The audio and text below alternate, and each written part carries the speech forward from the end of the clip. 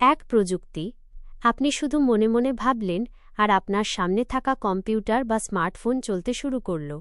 কোনো টাচ বা voice command ছাড়াই শুধু চিন্তার শক্তিতে সবকিছু নিয়ন্ত্রণ করা সম্ভব।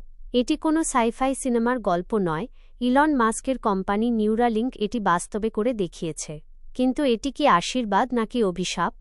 নিউরালিঙ্ক হল একটি ছোট চিপ যা মানুষের মস্তিষ্কের ভেতরে স্থাপন করা হয়। এটি সরাসরি আমাদের নিউরনের সংকেত পড়তে পারে।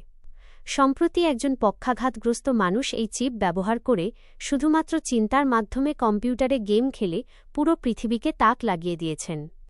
এই প্রযুক্তির মাধ্যমে অন্ধ মানুষ দৃষ্টিশক্তি ফিরে পেতে পারে এবং পক্ষাঘাতগ্রস্তরা আবার চলাফেরা করতে পারবে। কিন্তু মুদ্রার উল্টো পিঠও আছে। যদি হ্যাকাররা আপনার মস্তিষ্কের এই চিপ হ্যাক করে ফেলে, আপনার চিন্তা, আপনার স্মৃতি কি তখন আর নিরাপদ থাকবে? মানুষ কি তবে ধীরে ধীরে রোবটে পরিণত হতে চলেছে?